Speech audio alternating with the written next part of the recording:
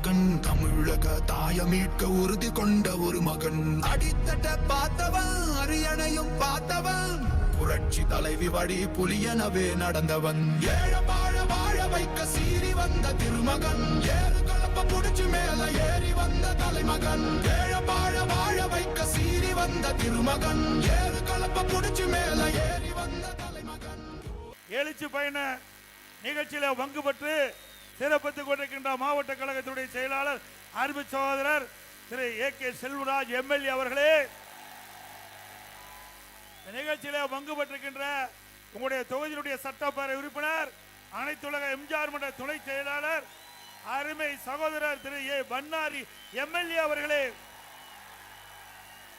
நிகழ்ச்சியில பங்கு பெற்றிருக்கின்ற கழகத்தினுடைய நிர்வாகிகளே, முன்னாள் நாடாளுமன்ற சட்டமன்ற உறுப்பினர்களே, கூட்டணி கட்சி சேர்ந்த தலைவர்களே, நிர்வாகிகளே, மாறி என்று சிறப்பித்துக் கொண்டிருக்கின்ற ஒன்றிய கழக செயலாளர்களே, நகர கழக செயலாளர்களே, பேரூர் கழக செயலாளர்களே மற்றும் மாவட்ட கழகத்துடைய நிர்வாகிகளே, வாரி என்று சிறப்பித்துக்கின்ற அனைத்து இந்திய அண்ணா திராவிட முன்னேற்ற கழகத்தினுடைய பல்வேறு மட்டத்தில் இருக்கின்ற நிர்வாகிகளே, கூட்டணி கட்சி சேர்ந்த நிர்வாகிகளே, தொண்டர்களே, கழக உறுப்பினர்களே, பெரியவர்களே, தாய்மார்களே, விவசாயிகளே, விவசாய தொழிலாளர் நண்பர்களே, மகளிரை சேர்ந்த சகோதரிகளை அனைவருக்கும் என்னுடைய முதற்கண் நடி கலந்த வணக்கம்.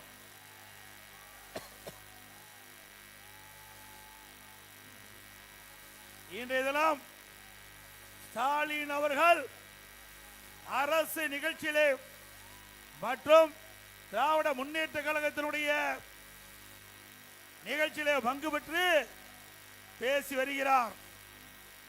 இன்றைக்கு அனைத்து இந்திய அண்ணா திராவிட முன்னேற்ற கழகம் பாரதிய ஜனதா கட்சிக்கு அடிமை என்றும், அதோட அண்ணா திமுக பாரதிய ஜனதாவுடைய கிளை அமைப்பாகவும்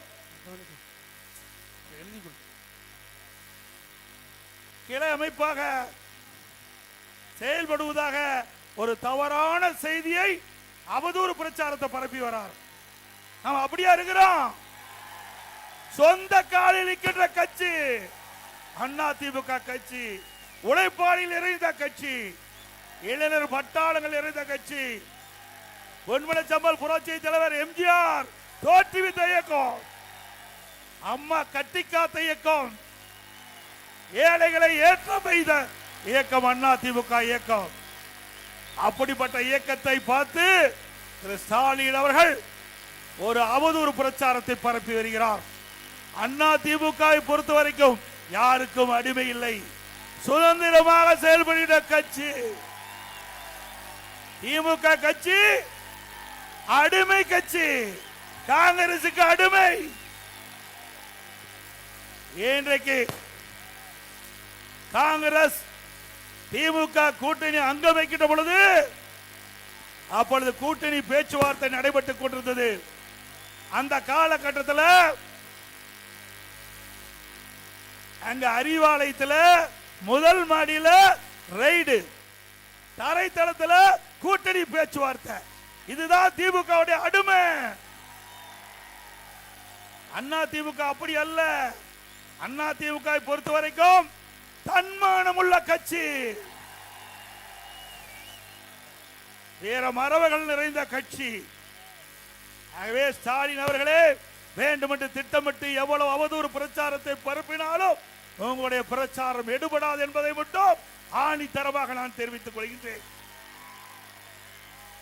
நேற்றைய தினம் 14/2/2026 திருப்பத்தூரில் நடைபெற்ற ஒரு கட்சி நிகழ்ச்சியில என்னை பத்தி தனி விமர்சனம் செஞ்சிருக்கிறார். அதற்கு நான் பலமுறை பொதுக்கூட்டத்தில் பதில் சொல்லிவிட்டேன். தமிழக வரலாற்றிலேயே நிர்வாக தகுதியற்ற, அடிப்படை விவரம் போதாத, பொய்யை மட்டுமே உறக்க பேசி விளம்பரத்தை மட்டுமே நம்பி ஆட்சி நடத்தும் ஒரு முதலமைச்சர் உண்டு இந்திய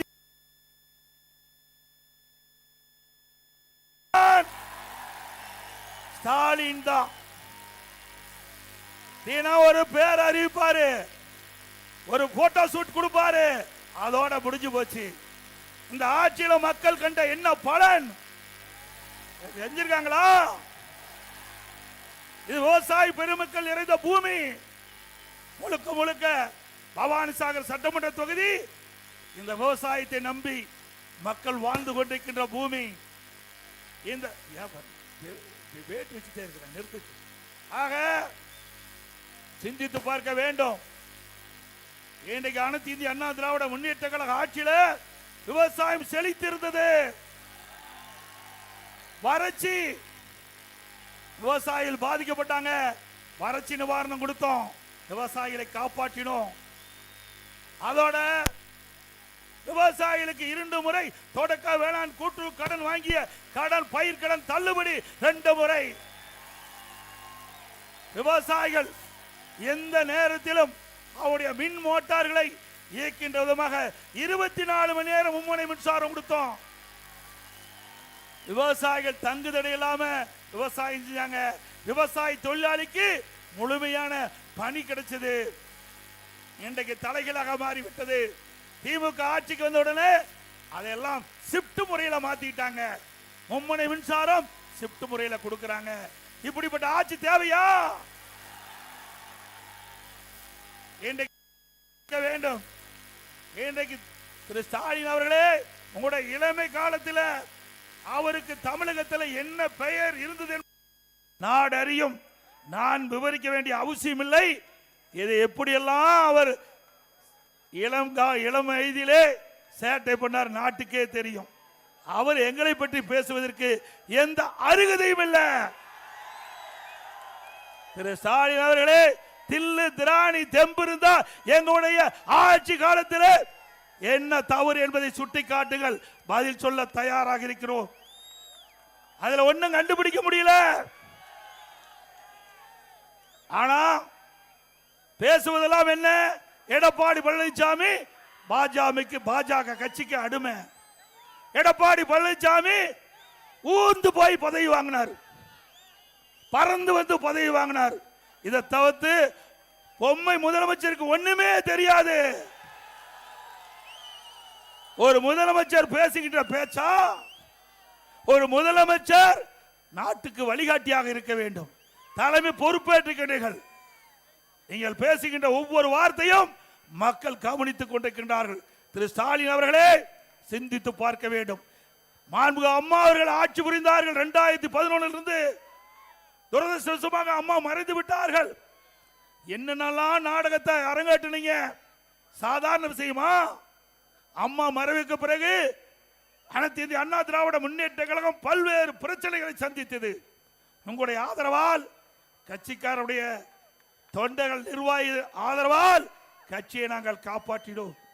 ஒரு காலகட்டத்தில் இன்னைக்கு பெரும்பான்மை சட்டமன்ற உறுப்பினரோடு அவர்கள் பெரும்பான்மையான சட்டமன்ற உறுப்பினர்கள் என்னை முதலமைச்சராக தேர்ந்தெடுத்தாங்க. நான் பதவி பொறுப்பேற்றேன். மேதகு ஆளுநர் அவர்கள் சட்டமன்றத்திலே பெரும்பான்மையை நிரூபிக்க வேண்டும் என்று ஆணை பிறப்பித்து விட்டார்கள். அந்த ஆணைப்படி சட்டமன்றத்திலே கூட்டம் நடைபெற்றது. பெரும்பான்மையை நியமிக்கின்ற போது, பெரும்பான்மையை நிரூபிக்கின்ற காலகட்டத்தில் திரு ஸ்டாலினும் அவருடைய சட்டமன்ற உறுப்பினர்களும் எங்களுடைய மேஜை மேல் ஏறி சட்டமீற்ற மாமன்றத்தில் முதலமைச்சருடைய மேஜை, அமைச்சருடைய மேஜையில் ஏறி டான்ஸ் ஆடுறாங்க. இவரெல்லாம் நாட்டை காப்பாற்ற போறாங்க.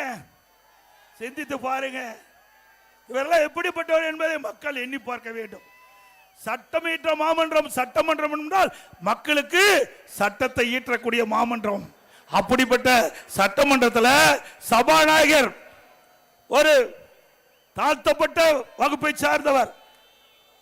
அவர் தாழ்த்தப்பட்ட வகுப்பை சேர்ந்த ஒரே காலத்தில் அவர் இருக்கையில் இருந்து அவரை கீழே பிடித்து இழுத்து விட்டு அந்த ஆசனத்தில் அமர்றீங்க. அப்படி செயலை செய்த கட்சி திமுக கட்சி. இப்படிப்பட்ட கட்சி ஆட்சிக்கு வரணுமா? பிறகு நான் பெரும்பான்மையை நிரூபிக்கப்பட்டு விட்டது. ஸ்டாலினுக்கு பொறுக்க முடியல. உடனே சட்டை கிழிச்சுக்கிட்டு வீதியில் நடந்து போனார். திரு ஸ்டாலின் அவர்களே, இந்த சட்டமன்ற தேர்தல் முடிந்த பிறகு அன்றைய தினம் சட்டை தான் கிழிச்சிட்டு போனீங்க. சட்டமன்ற தேர்தல் முடிந்த பிறகு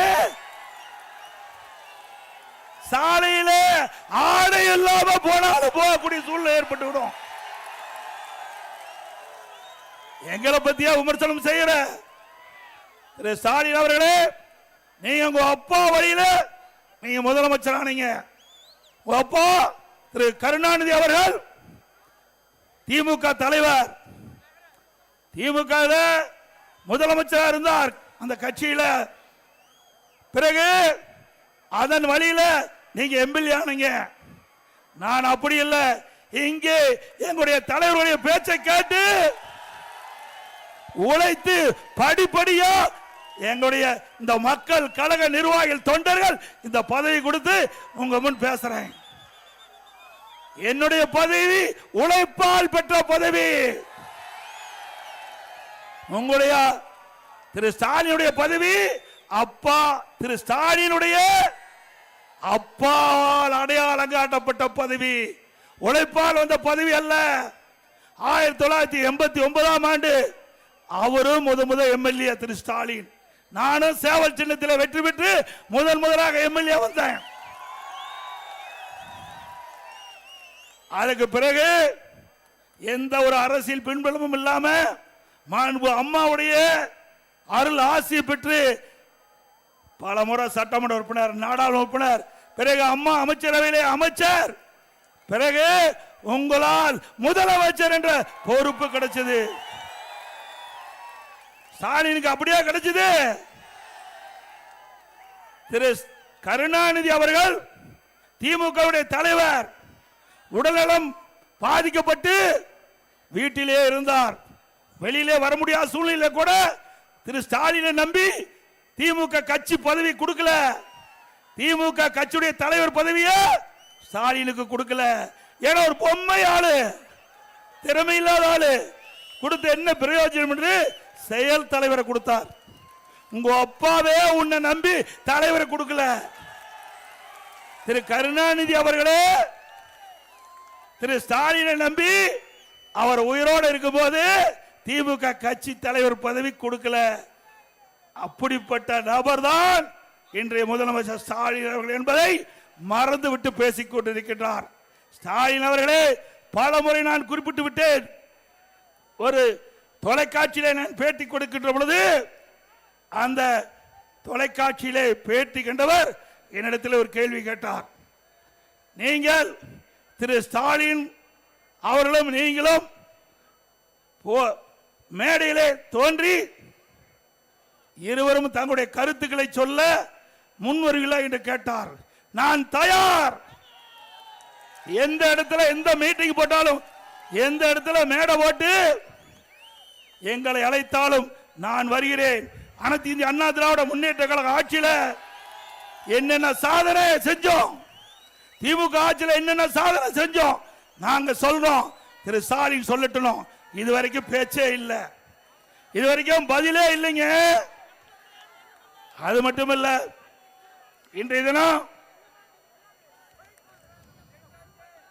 திரு ஸ்டாலின் என்ன சொன்னார்? 2 மாதத்துக்கு முன்பு எடப்பாடி பழனிசாமி கடையை திறந்து வச்சு கூவி கூவி அழைக்கிறார், கூட்டணிக்கு யாரு வரலினார். திரு ஸ்டாலின் அவர்களே, கூட்டணி தானாக அமைய வேண்டும், கனி தானாக பழுக்க வேண்டும், அப்பதான் சுவையாக இருக்கும். அதுபோல அனைத்து இந்திய அண்ணா திராவிட முன்னேற்ற கழகம் தானாக கூட்டணி அமைக்கப்பட்டிருக்கிறது. அண்ணா திமுக தலைமையில் அமைக்கப்பட்ட கூட்டணி தேசிய ஜனநாயக கூட்டணி, வலிமையான கூட்டணி. இன்றைய தினம் திரு ஸ்டாலின் தலைமையில் இருக்கின்ற கூட்டணி ஆட்டம் கண்டு போச்சு. உண்மைதானே? தினந்தோறும் பத்திரிகையில காங்கிரசுக்கும் திமுகவுக்கும் வார்த்தை போர் நடந்து கொண்டிருக்கின்றது. இந்த வருகின்ற சட்டமன்ற பொது தேர்தலில் திமுகவும் காங்கிரசும் கூட்டணி இருக்குமா இல்லையா என்பது சந்தேகம். காங்கிரஸ் ஆட்சியிலே பங்கு வேண்டும், அதிகாரத்திலே பங்கு வேண்டும். கூட்டணி அமைத்திருக்கின்றோம், கூட்டணி மூலமாக வெற்றி பெற்று எங்களை மதிக்கவில்லை என்று குரல் கொடுக்க ஆரம்பித்து விட்டார்கள். இப்பொழுது கூட மாலை மலர் பத்திரிகையிலே வந்திருக்குது, எங்களுக்கு உரிய மரியாதை கிடைக்காவிட்டால் நாங்கள் அதுக்கு தகுந்த பதிலடி கொடுப்போம் என்று காங்கிரஸ் கட்சி சேர்ந்த நாடாளுமன்ற உறுப்பினர் ஒரு தெரிவித்திருக்கிறார். ஆக புகைய ஆரம்பிச்சிட்டது திமுக காங்கிரஸ் கூட்டணியில. அது நிலைக்குமா நிலைக்காது என்று தெரியல. இப்படித்தான் திமுக கூட்டணி. ஒரு பக்கம் திருமாவளவன் ஆட்சியில பங்கு வேணும்னு கேட்கிறாருல்ல. கூட்டணியில குழப்பம் தானுங்க. சொல்லுங்க, கூட்டணி குழப்பமா? அண்ணா திமுக கூட்டணி வலிமையான கூட்டணி. பாரத பிரதமர் திரு நரேந்திர மோடி அவர்கள் மதுராந்தகத்துக்கு நேரடியா வந்து நம்முடைய தேர்தல் பிரச்சார கூட்டத்தில் கலந்து கொண்டு நம்முடைய கூட்டணி கட்சி தலைவர்களெல்லாம் மேடையிலே தோன்றி சிறப்பாக நம்முடைய கூட்டணி தேர்தல் பிரச்சாரத்தை துவங்கிவிட்டது.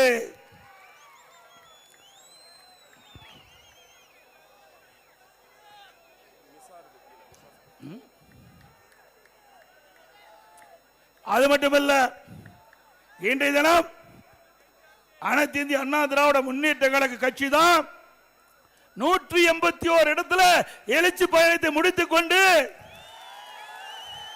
பவானி சாகர் சட்டமன்ற தொகுதியில் 182வது சட்டமன்ற உறுப்பினர்கள் பேசிக் கொண்டிருக்கின்றேன்.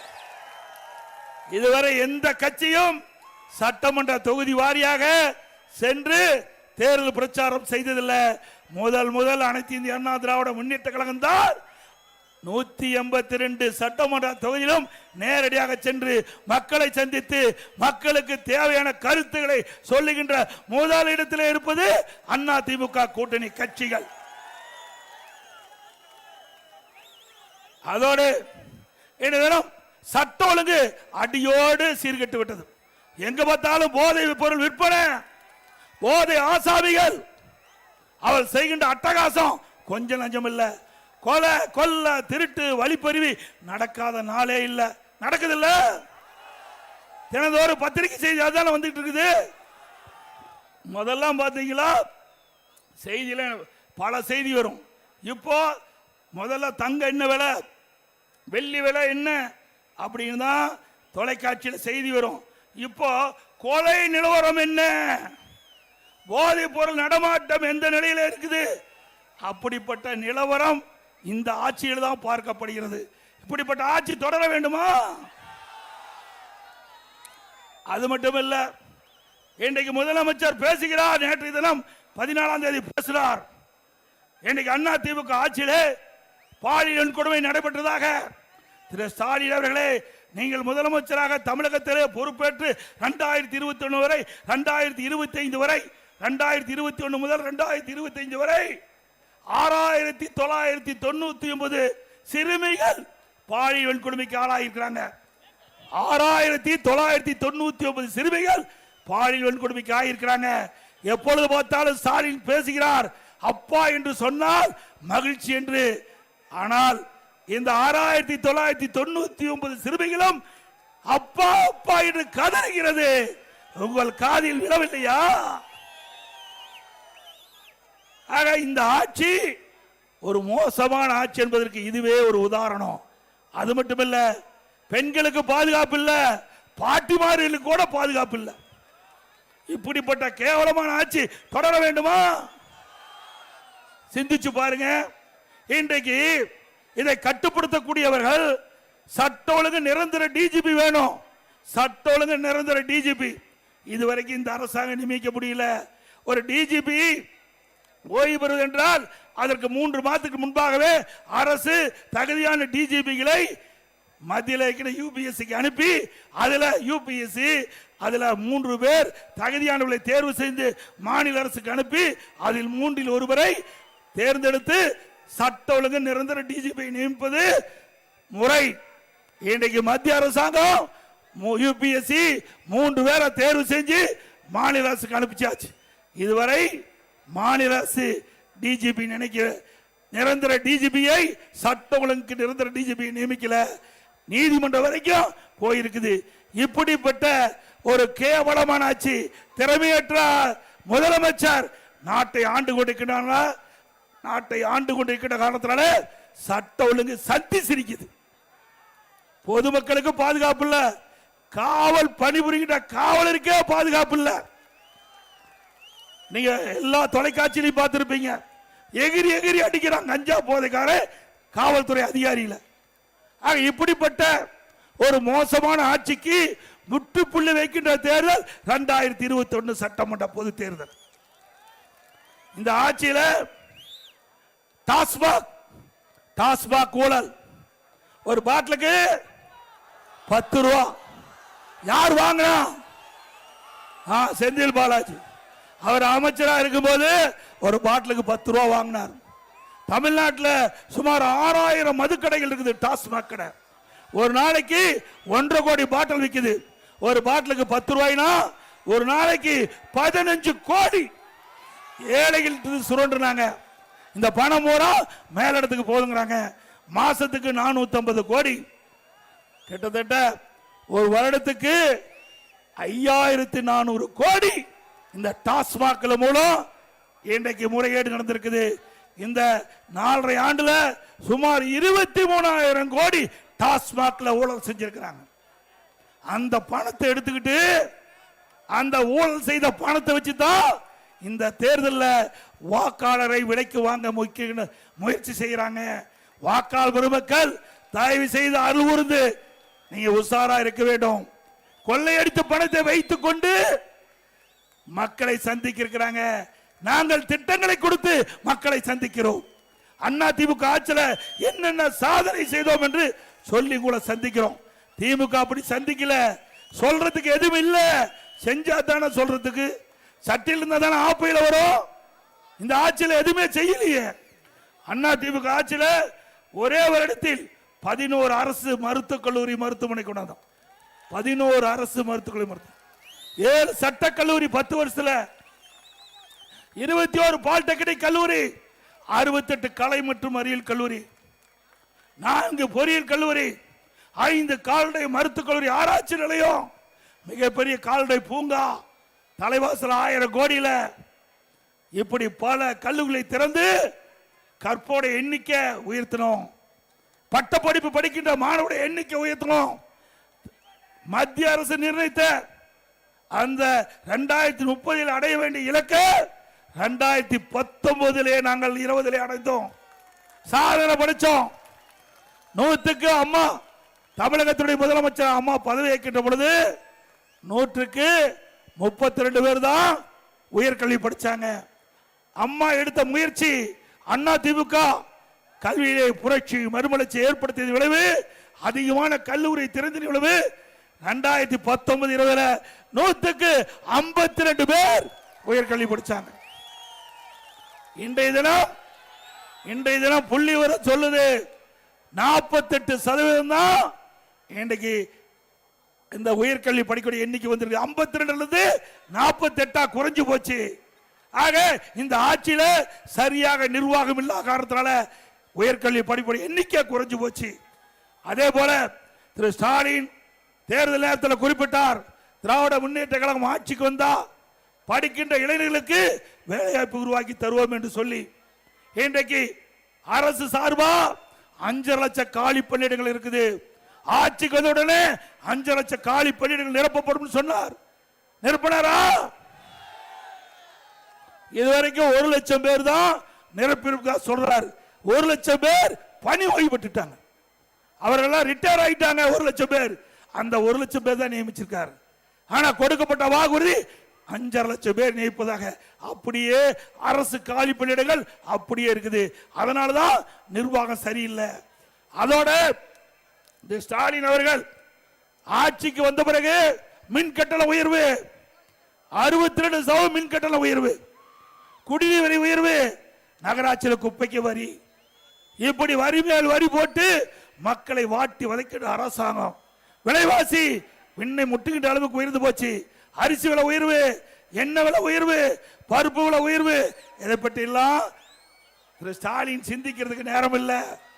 வீட்டு மக்களை பற்றி தான் சிந்திப்பார், நாட்டு மக்களை பற்றி சிந்திப்பதற்கு நேரம் இல்லை.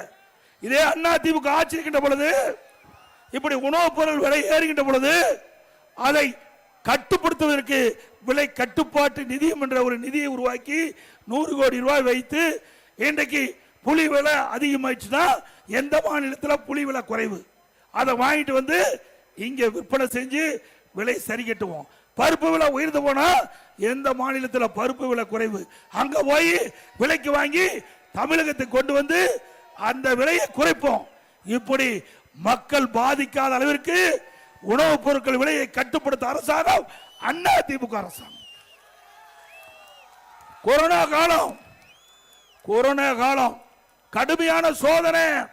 அந்த சோதனையான காலத்தை கட்டத்தில் கூட மக்கள் ஒத்துழைப்போடு விலை மதிக்க முடியாத உயிரை காப்பாற்றிய அரசாங்கம் அதிமுக அரசாங்கம். ஒரு வருடம் ரேஷன் கடையில் விலையில அரிசி கொடுத்தோம், விலையில எண்ணெய் கொடுத்தோம், விலையில சக்கரை கொடுத்தோம், குடும்பத்தை 1000 ரூபாய் கொடுத்தோம்ல. ஒரு வருஷம் 1 ரூபாய் வருவாய் கிடையாது. கடைகள் திறக்கல, தொழிற்சாலை திறக்கல, அரசுக்கு வருகின்ற வருவாய் எதுவுமே வரல. ஜிஎஸ்டி வரல, அதே ரோட் டாக்ஸ் வரல, பத்திரப்பதிப்பு வரல, எதுவுமே வருவாய் இல்லாத போது கூட சிறப்பான ஆட்சி இந்தியாவிலே கொடுத்த ஒரே அரசாங்கம் அண்ணாதிமுக. இன்றைக்கு வருவாய் உயர்ந்து போச்சு. அதிமுக ஆட்சி விட 1,36,000 கோடி கூடுதலா திமுக ஆட்சியில வருவாய் வருகிறது. ஆனா மக்களுக்கு தேவையான நன்மை கிடைக்கல. அதோட பள்ளிகள் மூடப்பட்டது, கல்லூரிகள் மூடி இருந்தாங்க, மாணவர்கள் ஒரு ஆண்டு பாதிச்சுட்டாங்க. மாணவருடைய கோரிக்கை ஏற்று எல்லா மாணவர்களுக்கும் ஆல் பாஸ் போட்டு கொடுத்தோம். ஆல் பாஸ், பள்ளியில படிக்கிற மாணவருக்கு ஆல் பாஸ், கல்லூரியில் படிக்கிற மாணவருக்கு ஆன்லைன்ல வகுப்பு. இப்படி மக்களை காத்த அரசாங்கம் அதிமுக அரசாங்கம். அதோட இன்னைக்கு துணை முதலமைச்சர் அப்போது வேண்டுமென திட்டமிட்டு அதிமுக அவதூறு பிரச்சாரம் வருகிறார். ஒரு படத்தில் ஒரு பாட்டு இருக்குது, இரவில் ஆட்டம் பகலில் தூக்கம், இரவனில் ஆட்டம் பகலில் தூக்கம், இதுதான் எங்கள் உலகம், எங்கள் உலகம் இதுதான் ஒரு பாடல் வருது. அது மாதிரி இன்று இருக்கின்ற துணை முதலமைச்சர் இரவுல பகல்ல நாட்டு மக்களையே பார்க்காத முதலமைச்சர். இன்னொரு படி போல மேல போய் இன்ஸ்டாகிராம்ல அவர் ஒரு போஸ்டுக்கு லைக் போடுறார். அது என்னன்னு நீங்களே முடிவு செஞ்சீங்க. எப்ப போடுறாரு? நள்ளிரவுல போடுறார். நேரம் நள்ளிரவுல இந்த லைக் போடுறார். இப்படிப்பட்ட துணை முதலமைச்சர் நாட்டுக்கு தேவையா? அப்புறம் ஸ்டாலின் பேசுறார், எங்களை பத்தி பிஜேபி பத்தி பேசுறியே, நீ எதிர்கட்சி தலைவரா இருந்தீங்க.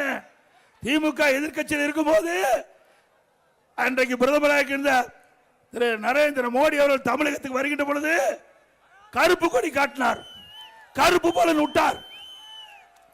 பிறகு திமுக ஆட்சிக்கு வந்த பிறகு வெள்ளை குடை பிடித்த வீரமகன் வருதான். நீ எங்களை பத்தி பேசலாமா? அப்பொழுது இருந்த பாரத பிரதமர் அவர்களை, நம்முடைய பிரதமர் திரு நரேந்திர மோடி அவர்களை கோலோ இந்தியா செஸ் ஒலிம்பியாட் கலைவாண அரங்கில் ஒரு அரசு நிகழ்ச்சி இதெல்லாம் அழைச்சிட்டு வந்து அவரை கௌரவப்படுத்துறீங்க. ஆனா இன்னைக்கு என்ன பேசுறார்? திட்டமிட்டு அவதூறு பிரச்சாரத்தை பரப்பி வருகிறார். திரு ஸ்டாலின் அவர்களே, ஆளுங்கட்சியா இருக்கின்ற போது ஒரு நிலைப்பாடு, எதிர்கட்சியாக இருக்கின்ற ஒரு நிலைப்பாடு, இதுதான் திமுகவுடைய இரட்டை வேடம். அதோட திரு ஸ்டாலின் நேற்றைக்கு முன்தினம் ஒரு நடந்த பொதுக்கூட்டத்தில் பேசுறார். 5 ஆண்டு திராவிட மாடல் ஆட்சியில செய்த சாதனை 1000 ஆண்டு வரலாறு பேசணும். உண்மைதான் பேசும். என்ன பேசுவாங்க? 5 ஆண்டு திமுக ஆட்சியில 5 லட்சம் கோடி கடனை வாங்கி நாட்டு மக்களை கடனால் ஆக்கிட்டாங்க. இதுதான் வரலாறு பேசும். இந்த கடனை நாம தாங்க கட்ட வேணும். வந்திருக்கிற மக்களும் நான் உட்பட, நீங்க உட்பட கட்ட வேணும். இந்த கடனை எப்படி அடைப்பது? வரி போட்டு தான் அடைக்க முடியும். இப்படி தமிழகத்தில் 73 ஆண்டு காலம் பல கட்சிகள் ஆண்டிருக்குது. 2021 வரை அப்பொழுது 73 ஆண்டு காலம் ஆட்சி இந்த கட்சிகள் வாங்கிய கடன் 5,18,000 கோடி.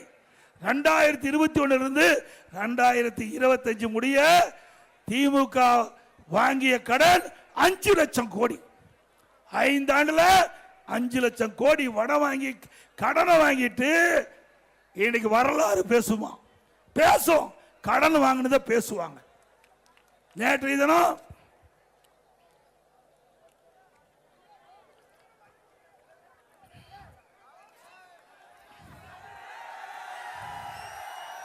கோபிக்கு மட்டுமல்ல, நாட்டுக்கே விடுதலை.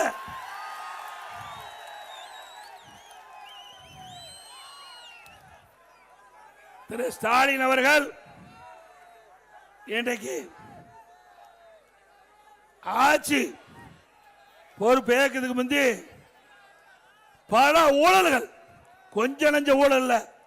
இன்றைக்கு ஸ்டாலின் பேசுறார், அண்ணா திமுக ஊழல் புரிந்ததுன்னு.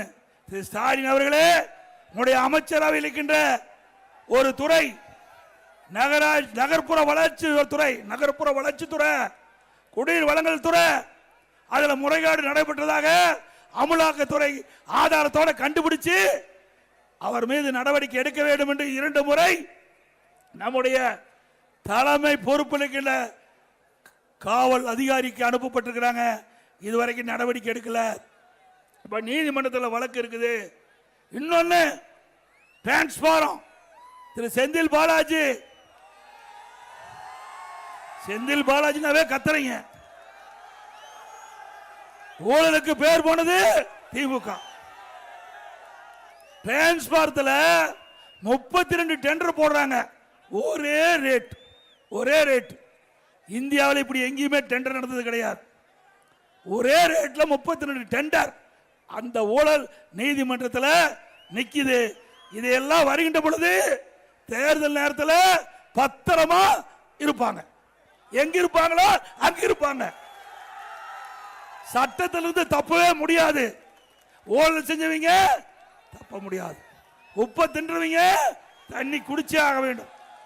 ஆக திமுகவில் மிகப்பெரிய ஊழல் நடந்திருக்குது. இந்த ஊழல் எல்லாம் வெளிப்படையாக கொண்டு வருவோம். இதை சட்ட நீதியாக நாங்கள் இதற்குண்டான நடவடிக்கை எடுப்போம்.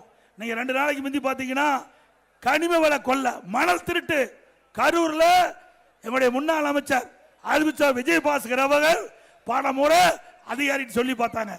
எந்த நடவடிக்கை எடுக்கல. 5 ரீச் அங்க இருக்கின்ற திமுக கட்சி சேர்ந்த நிர்வாகிகள், அங்க இருக்கின்ற எம்எல்ஏ துணையோட 5 ரீச்ல ஒரு நாளைக்கு 3000 லோடு நடத்திட்டு இருந்தாங்க. அங்க இருக்கின்ற கலெக்டருக்கு தெரியும், எஸ்பிக்கு தெரியும், அங்க இருக்கிற காவல்துறை அதிகாரி, ரெவன்யூ அத்தனை பேருக்கு தெரியும். பல முறை பெட்டிஷன் அனுப்பி நேரடியாக குரல் கொடுத்து போராட்டம் நடத்த நடக்கல. 2 நாளைக்கு முந்தி இவரே ஊர் மக்களோட போய் அந்த மணல் கொள்ளையை தடுத்து நிறுத்தி எல்லா பத்திரிகையிலும் வந்தது. திரு ஸ்டாலின் அவர்களே, அண்ணா திமுக ஆட்சி மலரும்.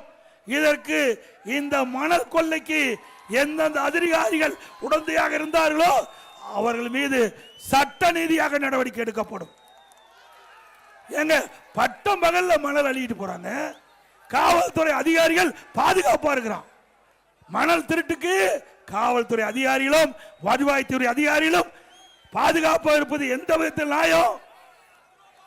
ஆக அதிமுக ஆட்சி வந்தவுடன் சட்டத்தின் ஆட்சி நடக்கும்.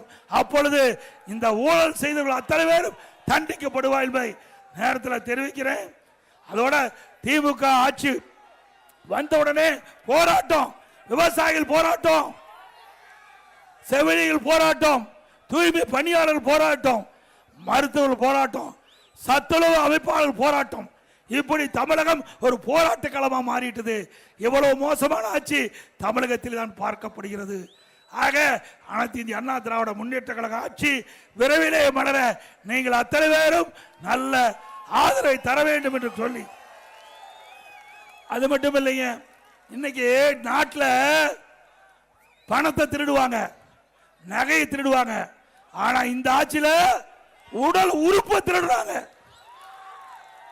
இங்க வந்திருக்கிற நம்முடைய தொண்டர்கள், பொதுமக்கள் யாராவது திமுக கட்சி, திமுக நிர்வாகிகளோ அல்லது திமுக கட்சி சேர்ந்தவர்கள் மருத்துவமனையில் அவர்கள் கிளினிக் வச்சு நடத்தியிருந்து நீங்க போய் அறுவை சிகிச்சை செஞ்சிருந்தா ஸ்கேன் பண்ணி பாத்துங்க, உள்ள இருக்கிற உறுப்பு இருக்குதா இல்லையான்னு பாத்துங்க.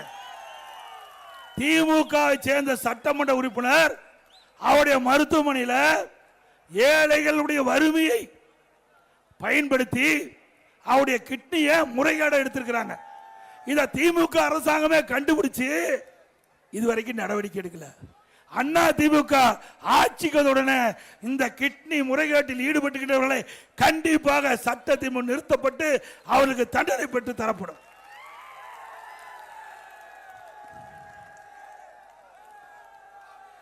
அதோட அண்ணா திமுக ஆட்சியில் மலர்ந்தவுடன் பல்வேறு திட்டங்கள் நிறைவேற்றப்படும். நீங்க திமுக 525 அறிவிப்பு வெளியிட்டாங்க. பல முக்கிய அறிவிப்பு. கிராமப்புறத்தில் 100 நாள் வேலை திட்டம் 150 நாளா உயர்த்தினாங்களா திமுக ஆட்சியில்? ஆனா நாம ஆளுங்கட்சியில் இருந்தாலும் இல்லாவிட்டாலும் எதிர்கட்சியாக இருந்தாலும் மக்களுடைய பிரச்சனை மத்திய அரசாங்குடைய கவனத்திற்கு எடுத்து சென்று மத்திய அரசாங்கம் 100 நாள் வேலை திட்டத்தை 125 நாளாக உயர்த்திருக்கின்றது. பணி பாதுகாப்பு கொடுத்திருக்குது. பணி வேலை செஞ்சவங்களுக்கு 15 நாள்ல அவளுக்கு அந்த பணத்தை வங்கியில் வைக்க வேண்டும். ஊதியத்தை வங்கியில் செலுத்தப்பட வேண்டும். அந்தந்த பஞ்சாயத்து எந்த பணி செய்யலாம் என்று இடத்தை தேர்வு செய்து கொள்ளலாம். இதையெல்லாம் அந்த சட்டத்தில் இடம்பெற்றிருக்குது. ஆனா திமுக முதலமைச்சர், திமுக கட்சி சேர்ந்த முதலமைச்சர், சக அமைச்சர்கள் வேண்டும் என்று திட்டமிட்டு 100 நாள் வேலை திட்டத்தை முடக்க வேண்டும் என்று சொன்னால் நிச்சயம் முடக்க முடியாது. இந்த சட்டத்தின் மூலமாக 100 நாள் வேலை திட்டத்தை 120 நாளாக 125 நாட்களாக உயர்த்தி சட்ட பாதுகாப்பு கொடுத்திருக்கிறோம். நீ யாராலையும் அந்த 124 வேலை திட்டத்தை நிறுத்த முடியாது. அண்ணா திமுக ஆட்சி மலர்ந்தவுடன் இந்த 125 நாள் 150 நாளாக உயர்த்தப்படும். அதே போல முதல் கட்ட தேர்தல் அறிவிப்பில் அண்ணா திமுக சார்பா முதல் கட்ட தேர்தல் அறிவிப்பு. இன்றைக்கு ஒவ்வொரு மாதமும் நம்முடைய மகளிருக்கு 2000 ரூபாய் குலவிளக்கு திட்டத்தின் மூலம் எல்லா குடும்ப அட்டையில் இருக்கின்ற குடும்ப தலைவிக்கு 2000 ரூபாய் அவருடைய வங்கி கணக்கிலே செலுத்தப்படும். இப்போ மகளிர் தான் நகர பேருந்துல கட்டணம் இல்லாம போறாங்க. இனி அண்ணா திமுக ஆட்சி உடனே ஆண்களும் நகர பேருந்துல கட்டணம் இல்லாம பயணம் செய்யணும்.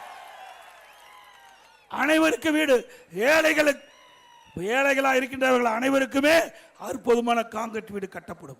குறிப்பா அருந்தியர் மக்கள், ஆதிராட மக்கள், மலைவாழ் மக்கள், பட்டியலின மக்கள், அந்த மக்கள் வீடு இல்லாமல் இருந்தா அற்புதமான பல லட்சம் மதிப்புள்ள காங்கிரீட் வீடு கட்டி கொடுக்கப்படும். அதே போல இந்த பட்டியலின மக்கள் குடும்பத்திலே திருமண வயது அடைந்து திருமணமாகி தனி குடுத்தலம் போனா அவருக்கு அரசாங்கமே இடம் வாங்கி காங்கிரீட் வீடு கட்டித்தரப்படும்.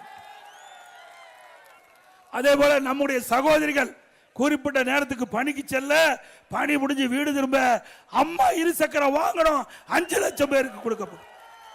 ஒவ்வொரு அம்மா இருசக்கர வாகனத்துக்கு 25,000 ரூபாய் மானியம் கிடைக்கப்படும். அதே போல முதியோர் உதவித்தொகை 2000 உயர்த்தப்படும். அதே போல மாணவர் கல்வி கடன் ரத்து செய்யப்படும். அதே போல ஒவ்வொரு குடும்பத்திற்கும் வாழ்வாதார உதவியாக 3 கேஸ் சிலிண்டர் வழங்கப்படும். தமிழர்கள் வீர விளையாட்டு ஜல்லிக்கட்டுல வீரர்கள் காலை பிடிக்கும் போது அசமானம் ஏற்பட்டு உயிர் நீத்தா அவருக்கு 10 லட்சம் ரூபாய் குடும்பத்துக்கு கொடுக்கப்படும். அதோட படுகாயமடைந்த 2 லட்சம் கொடுக்கப்படும். அதோட வீர விளையாட்டில் கலந்து கொண்ட ஜல்லிக்கட்டிலே வீர விளையாட்டில் கலந்து கொண்ட ஜல்லிக்கட்டு வீரர்களுக்கு இன்சூரன்ஸ் செய்யப்படும்.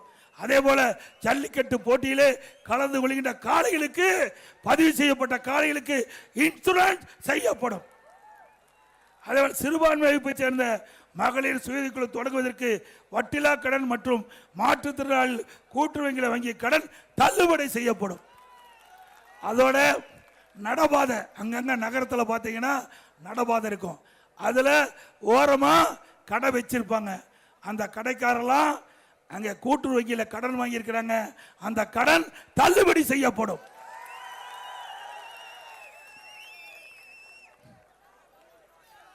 இந்த ஆட்சியில டிஎன்பிசி தேர்வு நடத்தினாங்க. அந்த டிஎன்பிசி தேர்வுல கூட முறையாக நடத்தப்பட முடியல. ஏன்னா இதுவரைக்கும் தமிழக வரலாறுலயே டிஎன்பிசி தேர்வு அறிவிக்கப்பட்டு ரத்து செஞ்சது கிடையாது. டிஎன்பிசி தேர்வுல சரியா முறையாக செய்யாத காரணத்தில் அந்த தேர்வை ரத்து செய்த ஒரே அரசாங்கம் திமுக அரசாங்கம். இந்த பகுதியில் அத்திக்கடை அவனாசி திட்டத்தை நிறைவேற்றி கொடுத்தது அண்ணா திமுக. விவசாய கோரிக்கை அத்திக்கடை அவனாசி திட்டம், விடுபட்ட பகுதிகள், விடுபட்ட ஏரிகள், அந்த ஏரியெல்லாம் கணக்கிட்டு அத்திக்கடை அவனாசி திட்டம் 2 செயல்படுத்தப்படும் அண்ணா திமுக ஆட்சி. அது மட்டுமல்ல, குடிமராமத்து திட்டம் இந்த ஆட்சியில் நிறுத்திட்டாங்க. அண்ணா திமுக ஆட்சி கிட்ட பொழுது மழை காலத்தில் பெய்கின்ற நீர் முழுவதும் சேமித்து வைக்கின்ற விதமாக ஏரி குளம் குட்டையெல்லாம் நாங்கள் தூர்வாரி இருந்தோம். அதனால மழை காலத்தில் பெய்கின்ற நீர் முழுவதும் சேமிச்சு வச்சோம். இந்த ஆட்சியில் அதை ரத்து செஞ்சு விட்டாங்க. மீண்டும் அண்ணா திமுக ஆட்சி வந்த உடனே குடிமராமத்து திட்டம் தொடரும்.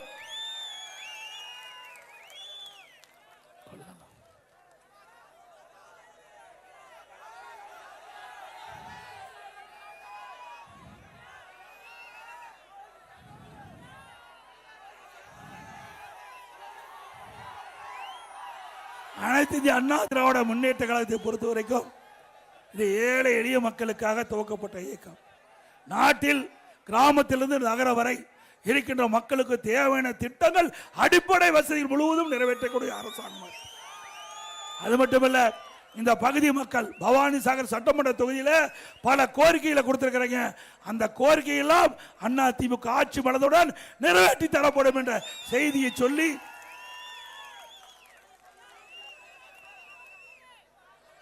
இந்த சிறப்பான நிகழ்ச்சியிலே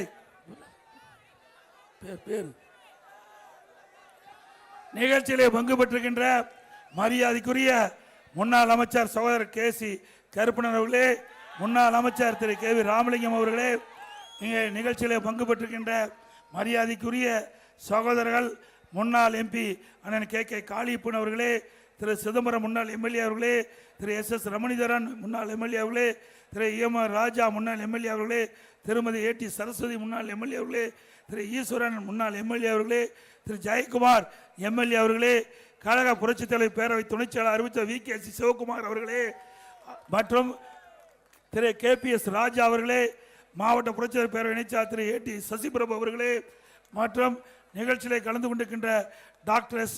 மகேஷ் ராஜா அவர்களே, திரு எஸ். கார்த்திக் அவர்களே, திரு எஸ்.கே. பழனிசாமி அவர்களே, திரு சதுமுகை எஸ். ஆறுமுகம் அவர்களே, திரு எம். பிரதீப் அவர்களே, திரு கே.ஆர். தேவராஜ் அவர்களே, திரு சி. கருத்திரமன் அவர்களே, திரு எம். சரவணன் அவர்களே, திரு எஸ்.ஆர்.பி. வெங்கடசாமி அவர்களே, திரு ஏ.என். அருள்முருகன் அவர்களே, திரு ஓ.எம். சுப்பிரமணியம் அவர்களே, திரு கே.ஜி. சதீஷ் அவர்களே, திரு சி.என். மாரப்பன் அவர்களே, திரு கே.ஆர். ரங்கசாமி அவர்களே, திரு எஸ். நாச்சிமுத்து அவர்களே, திரு வி. ஏ. பழனிசாமி அவர்களே, திரு டி. எஸ். பழனிசாமி அவர்களே, திரு ஆசனூர் ஏ.ஆர். சுப்பிரமணியம் அவர்களே, திரு எம். மாதேஷ் அவர்களே, திரு ஆர். சதீஷ் அவர்களே, திரு பி.என். தேவமுத்து அவர்களே, பேரூராட்சி செயலாளர் திரு கே. செல்வம் அவர்களே, திரு எஸ்.கே. நடராஜன் அவர்களே, மற்றும் இன்றைக்கு மாநில பாஜக மாவட்ட தலைவர் திரு எஸ். எம். செந்தில்குமார் அவர்களே, பொதுச்செயலாளர் திரு ஜெயராமன் அவர்களே, பாஜக பொதுச்செயலாளர் திரு எஸ். நடராஜன் அவர்களே, மாவட்ட பொது திரு கார்த்திகேயன் அவர்களே, பாரதிய ஜனதா கட்சி திரு உமா கார்த்திகேயன் அவர்களே, அமமுக மாவட்ட திரு சி. திருநாக்கரசு அவர்களே, அமமுகவை சேர்ந்த எஸ்.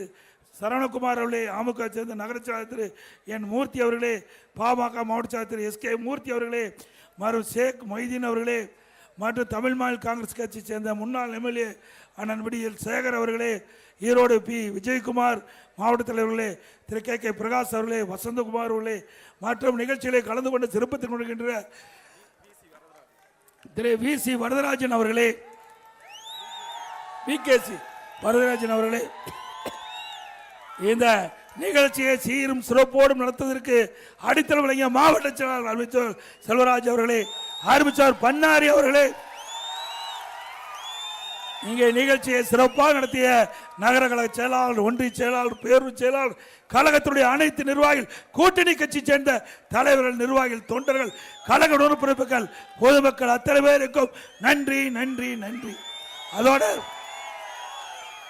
மக்களை காப்போம், தமிழகத்தை மீட்போம், மக்களை தமிழகத்தை மக்களை தமிழகத்தை ஸ்டாலின் மாடல் அரசு, ஃபெயிலியர் மாடல் அரசு. Bye bye Stalin. நன்றி, வணக்கம்.